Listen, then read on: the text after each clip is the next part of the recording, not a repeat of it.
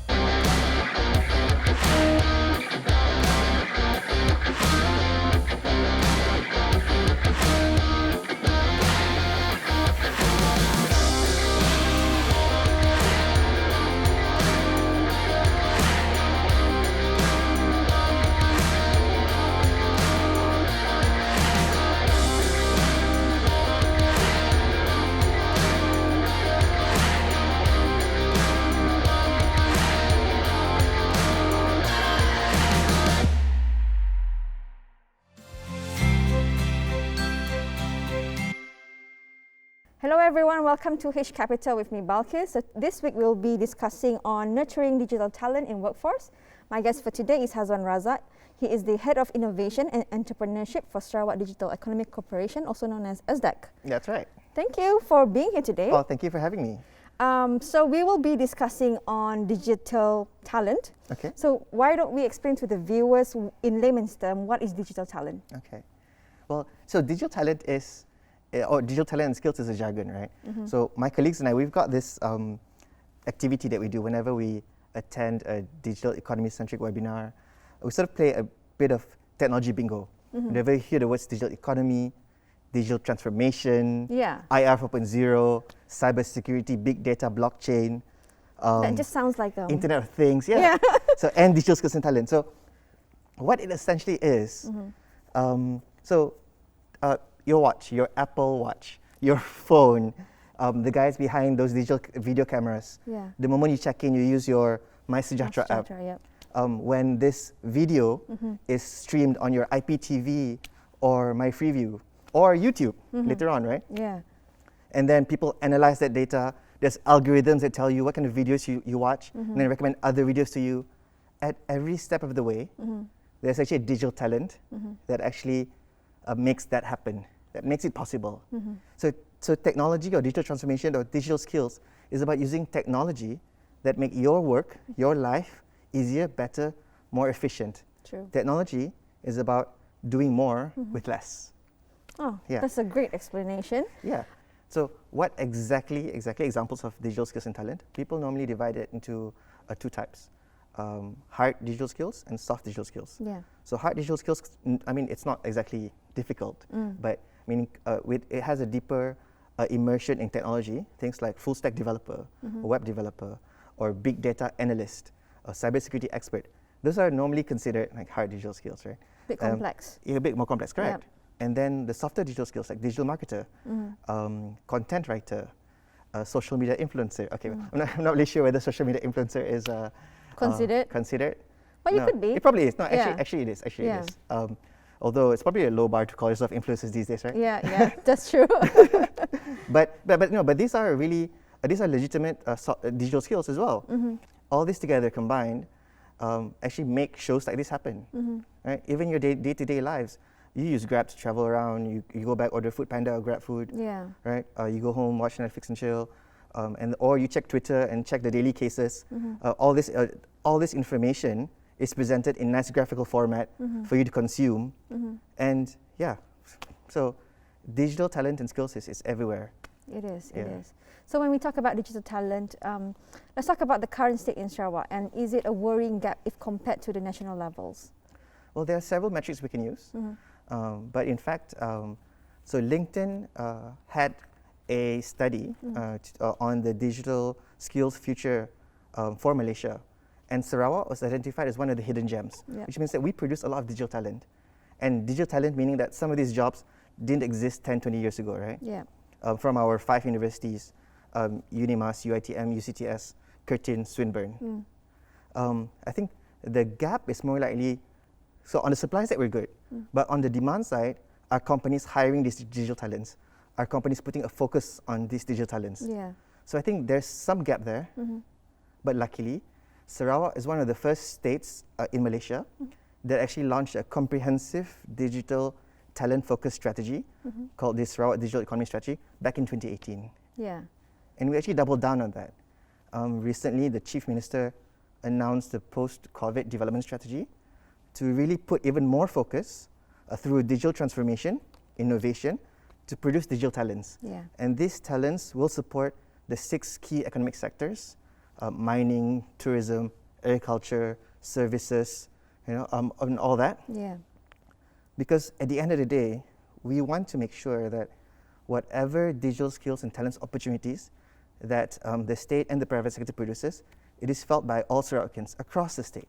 True. Yeah. I think previously when we had digital talents, we kind of lose it to because we didn't have the demand. They would go travel, to Correct, KL. But now with the initiatives, I think more opportunities will be around. Yeah, exactly. Yeah. Okay, Hazwan, when we talk about technology, how does it change the workforce and how important is it? Okay, Balqis, where do I begin? So you're a HR professional, right? Yes. And in your day-to-day lives as a HR professional, you use HR management software or tools for performance management, attendances, just the master list of all the employee details. Right. Okay. See, so you already have your own digital skills and talent to do your job better, right? But let's take a step back. Before you hire people, you would promote the job opportunities in a newspaper, online. Yeah. Online, nowadays online. Exactly, right? Yeah. So you're already using social media, LinkedIn, to promote the job opportunities. And then when you interview graduates, normally you'd Google them, check out their LinkedIn, check out the social media. You don't bother, like last time what we did was we would call, we still do that, but it's much easier to kind of stalk them online, I guess. Nothing wrong with that. So you want to know what kind of person they are. So we have that technology on our side, so it's used for that, I think, at the moment. Yeah, exactly, right? So it's just beyond just the interview when people assess candidates, right? And I guess here's a hot tip for potential interviewees of any company. Okay. Whatever you post online will stay online forever. That's so be true. careful what you post, right? Yeah, that's true. Because sometimes the things that, if it's inappropriate, it will be, we will kind of see it. Exactly, so right? It's not going to be good for them. Right. Yeah. And then once they're onboarded, once they're accepted into the company, the first thing that they get is their email. Yeah. It's the main form of communication, right? And then, of course, the other systems and other passwords that they have to remember after that. But so that's the fun stuff. So that's the official stuff, not the fun stuff. And then, most likely than not, a new employee will get onboarded onto the company WhatsApp. That's right? true. Yeah, we do WhatsApp. Yeah. Like nobody uses email all the time, but it's more to WhatsApp now. Yeah. So then for the employee, you kind of experience your first digital dilemma, right? So once you get included into a new group with like maybe 50 people, 100 people, and then everyone's saying welcome. Do you then go say thank you to every single one? Yeah. Or do you say thank you at the end? Yeah. Thank you all. That's true. You know that there are normally 3 types of WhatsApp groups that we noticed for work. I mean, the first one is the official, like the whole company, everyone's in there one, or department one. And then the second one is the kind of like a task force cross-departmental thing that you normally ignore. Yeah, true. And then the third one is just all the stuff without the boss. Yes, right? So they can membawang about the boss. That, yes. Are you in that group? No comment. If you're not, then it's probably because you're the boss, right? Probably. Okay, but when we talk about that, I think we have to mention how it's very difficult to detach ourselves from work because it's everywhere. Technology is everywhere. So sometimes if you have, if you are constantly on your on your emails and all that, your work will kind of carry on. Yeah, you're right. You're right. I think in terms of how we work these days, right? I mean, you get that email at 11 p.m. You get your boss WhatsApp at 2 a.m. There is less of a work-life balance than before, because we live in a hyper-connected world where you're expected to be able to respond immediately. That's right? True. There's that instant gratification expectation. So it is. I think it is about the culture. It is definitely about the culture that changes, where I believe everyone has a responsibility to partake in his expectations, set boundaries, right? And also I think it's also for your own mental well-being. Because there's just so much influx of information. You're flooded with massive emails. Like the moment you wake up in the morning, you really like 10, 20 emails that you have to respond to. That's true. Or sometimes you just see it on emails where it's not really necessary for you to know. That's true. But it still adds to your mental strain. That's true. Yeah. Okay, so we're going to talk about how pandemic has changed the technology, but we'll be right back. Okay.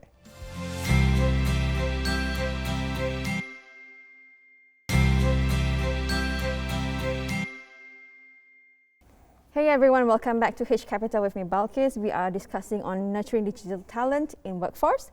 So Hazwan, I want to ask you, how has the pandemic accelerated the digital initiative in workforce, and how did it change business practices? Okay, well, in terms of your business practices within your workforce, within your own organization, during the pandemic, you hardly see your colleagues anymore, right? At least not in person. Because you're either on Zoom, on Microsoft Teams, on Google Meet, or whatever platform that you use. And then you get used to not saying hello as your first thing to say, but like, can you hear me? Right? Can you see my screen? Right? So I think beyond just technology changing how we work and losing our work-life balance, the pandemic has actually made it probably even worse. Because some of you are working from home. Yes. And then when you work from home, there seems to be even less respect to your private time, your personal time, and your work time. That's true.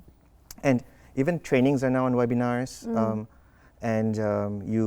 I think a lot more people are using Google Docs or Office 365 to live edit documents together, to collaborate together. So I think that's one of the flips. One of the positives. Some companies also start to realize that they don't actually need all their employees to be in the office to get things done. Right? And then virtual meetings are hopefully some of them are more shorter and to the point. Of course, there's no more teh tarik or curry puff lah. Of course, that's a downside. But these are also additional expenses that companies are saving, right? Especially if that company is able to adapt and change. And those companies that are able to adapt and change are most likely companies that have digital talents or talents that are digitally savvy. Because of the pandemic, we had to kind of adapt a lot, right? But do you feel like the older generations are struggling if compared to the current ones? Well, on the surface, you would think so, right? You would think so. And this is probably true because the younger generation are more exposed to technology from an earlier age. True. I mean, you've got kids, right? Yes. And they have been exposed to technology from a younger age, and they've been so they're more familiar. So any new technologies coming in, right? It's easier for them. It's easier to adapt. Correct. Yes, correct. The older generation, on the other hand, well, it's a bit hard to say. But take for example my dad. When he was working, it was just 20 years ago. So whenever he is buta IT. Okay, right? got it. So whenever he had to type some letters and whatever, he would outsource it to us kids, right? We would do all letters, printing, everything for formatting. But now, right, that since he's retired, he's been posting food reviews on Facebook.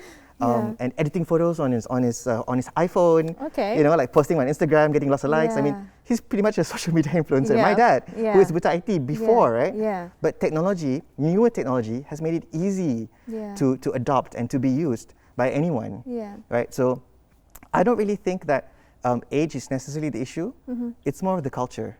Say, for example, in this pandemic, working from home, a manager who micromanages would probably have a harder time with his staff working from home compared to a manager who embraces a culture of empowering his staff and trusting them to deliver the work. That's true. That's really true. Okay, since we're talking about work managers, what do you think employers should do, the strategy that they need to do in order to nurture digital talent in the workforce? Okay, that's a very good question. I think what we have to bear in mind is that digital technology changes. 10 years down the road, will we still be using emails? Who knows? But it doesn't matter. Because some people are still using fax machines today, which was invented 150 years ago. True. Right? But what matters the most is that companies have talents that are flexible and willing to learn. I think that is key. Because once you get exposed to new technologies, right, then potentially some of these technologies can help you be better at your work, and that is key. And I believe that is where the human resource or human capital team in an organization, you have a key role to ensure that the people in your organization, the talents in your organization are given the opportunity to grow, adapt, and succeed with technology. So HR plays a big role in order to kind of develop that talent. Yeah, I think that's one of the most important roles. Because we can't really rely on the employees to do it themselves. You got to provide the tools. Correct. Yeah, that's true. Yeah. So Hazwan, if you can tell our viewers, what are the skills that are in demand in order to meet digital talent shortage? Okay. Well, so this is advice in general. And for job seekers especially, it doesn't matter what path you're taking, what your passion is. If you want to be a doctor, engineer, lawyer, farmer, to succeed in this day and age, you need digital skills. There's no doubt about it. Say, doctors, you're using the latest technologies in your work, precision, personalized medicine. If you're a surgeon, you're using higher-end robotics to support in your surgery. Even lawyers, you do your research.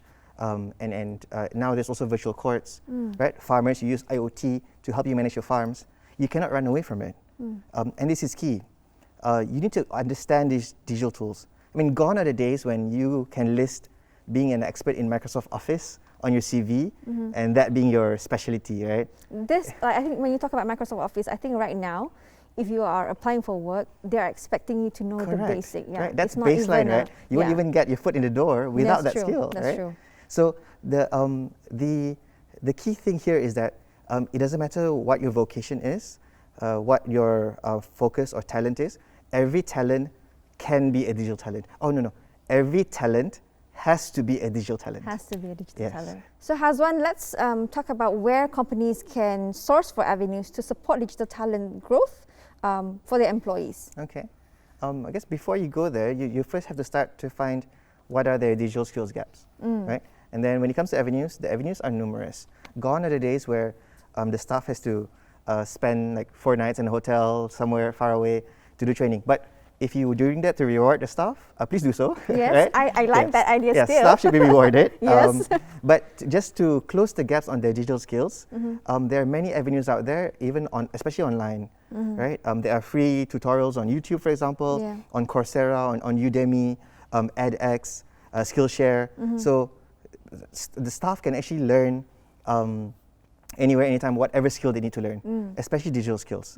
And if you're interested in the programs that we have in Sarawak, under the Sarawak Digital and Innovation Ecosystem, whether it's run by us, by our partners, Tegas, iCube, even SMG, just follow us on our Facebook, on our social media, as WK Ecosystem, right? Because we will compile all the trainings run by all our partners together in one place. But most importantly, for the staff themselves, you don't have to wait for your HR to tell you that you have training to go for training. Take the initiative, right? And this is what digital is all about. You're free to go to these resources, find the skills that interest you the most, go for it. Because at the end of the day, again, every skill has to be a digital skill. That's a great advice. Yeah. Thank you so much for joining me today. Thanks for having me. I love your place. Thank you. And I hope you guys enjoyed this discussion, and I'll see you again next week.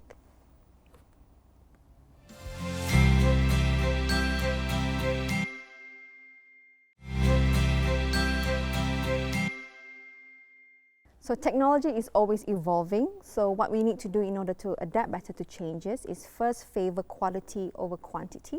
So the McKinsey's team advocates that one expert is always more productive than 8 novices. So second, you want to find adaptable learners. So rather than hiring someone who has the skills already, you want to hire someone who can learn better. So thirdly, hire from within, since reskilling your employees is a better option and a better career growth for them. So thanks for joining me this week. I hope you enjoy it, and I'll see you in the next.